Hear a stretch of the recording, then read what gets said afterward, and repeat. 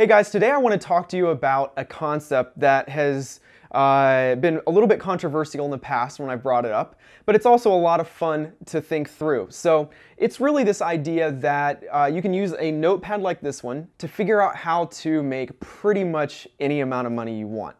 Now, sounds a little bit crazy at first, but we're going to use real numbers. So hopefully that breaks it down a little bit, and we're going to take what might be considered an average income and compare it to what might be your dream income and figure out how to use real numbers to bridge that gap and get you from point A to point B. So let's get started.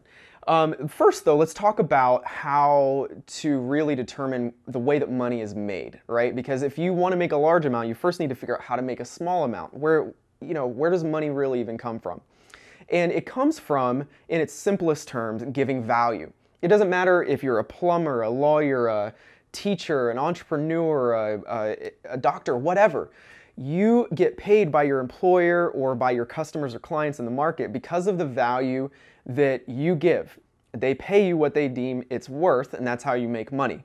So what we're really doing here is trying to figure out how to increase that amount. And we're going to use, like I said, real numbers to do it. So let's start with $40,000 per year. Let's say that you currently make $40,000 a year. Got a little bit of a wobbly board here, but we'll make it work. $40,000 a year is your current income. Now, I'm going to spare you the total math equation here, but let's say that you work 1,920 hours per year. 1,920 hours per year is what you could say that maybe the average person works. It's 52 weeks in a year, and then you take off 2 weeks for vacation, maybe another 2 weeks for personal and sick time, and you're left with 48 weeks in a year. And then let's say the average person works 40 hours a week. You do that math, you get to 1,920 hours worked in a year. So if you divide 1,920 hours into $40,000 a year, what you get is $20.83 per hour. Now, even if you're a salaried employee, if you work this many hours and you make this income, you make $20.83 per hour. So let's say that you're not happy making $40,000 a year. You want to make, and this is going to seem like a big number to some people, but let's just play with it. Let's say that you want to make $1 million a year. And that would make you a lot happier with your income.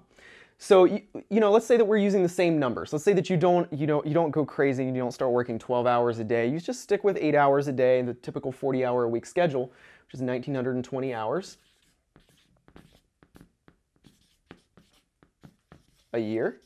And if you do that math, what you end up at is $520.80 per hour. So if you currently make $40,000 a year and you want to make $1 million a year, you need to figure out a way to get from $20.83 per hour to $520.80 per hour. How do you do that? Well, again, let's go back to value. You're paid by your customers, your clients, your employer, whatever, based on the value that you create and give according to them, right?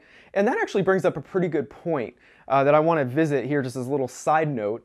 Some people might say that, let's say, a teacher who makes $40,000 a year is even giving more value than an NBA basketball player who might make $1 million per year. And I would say that that's probably pretty solid reasoning in terms of the influence to somebody's life, right? But the market doesn't really care about a lot more than numbers sometimes, right? And especially if you want to go from this amount to this amount, you need to figure out how to give value in terms of what is, what the market thinks, right? So let's say an NBA basketball player is making $1 million a year, but because he's on the team is making $10 million per year for merchandise, ticket sales, whatever. Well, if they're making $10 million and they need to pay him $1 million, isn't that worth it? I mean, it just kind of makes sense because your profit margin then is 90%, which is amazing. So you can kind of see why, in terms of the value in, revenue minus expenses equals profit, that a basketball player might make $1 million, when you could argue that a teacher, despite making only $40,000 a year, is actually giving more value. So just something to think about when you're figuring this whole thing out. But again, you need to figure out how, if you want to make $1 million a year, to get from 2083 to 520.80 per hour. And again, what we're going to do is really take this back to value. You need to figure out how to take the value that you're giving from around $20 an hour to around $520 an hour. And how do you do that? There are only two most, basic ways really of increasing your income like that. And it comes down to this. Number one, you can either give a massive amount of value, a lot more value than you're giving now, to maybe the same amount of people that you're giving value to now. In other words, a massive amount of value to a small number of people. Or number two, you can continue giving the amount of value you're giving now, at least according to the market's opinion, to a massive number of people. So a couple of examples of these might be a heart surgeon, right? You're literally saving people's lives. It's worth a lot. But you can't really do it for a whole ton of people because your time's limited. But since you're paid so much to do a heart surgery, you really don't need to do it for 1 million people either. So the second way is by giving a small amount of value, like we said, to a massive number of people. And an example of that might be selling toilet paper. Let's say you're Cottonelle. You don't need to make $100,000 per roll of toilet paper because you've got 1 million, 2 million, 5 million, whatever people who are going to buy your toilet paper. So you can either increase the number of people who you're giving value to, or you can increase the amount of value that you're giving. So wanted to leave you with a couple of key takeaways. And the first one is, instead of just kind of dreaming about, oh, I need to do this job, or I need to just start a business that works or whatever, use real numbers to figure out exactly how much value you need to create and you need to give really in order to make the amount of money that you want to make. So, let's say if we know that $520 an hour is what we want to make, then that might weed out a couple of business ideas we came up with that maybe there aren't enough people who want our small amount of value, or maybe the product that we have in mind isn't really that valuable to people. So, if we only want to market to this many people, it's not going to work, right? So knowing the amount of value that you need to create is critical. And you can use real numbers, very simple, actually, math equations to figure that out.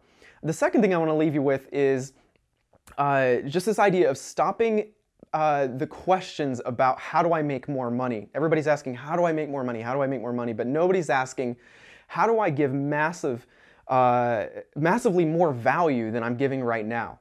And so since money is a byproduct of giving more value, the question really should be, how do I give 10 times more value to the market or to my employer or whatever if I want to make 10 times my current income? So I'd love to hear your questions on this one. I know, like I said, it's a little bit controversial to some people that you can use simple numbers to map out how to make literally any amount of money you want, but I want to know what you think, and I'd be happy to discuss any of your questions with you in the comments section below. As always, if it's valuable to you, it's probably going to be valuable to somebody else, so feel free to share it on your page, and I can't wait to talk to you soon.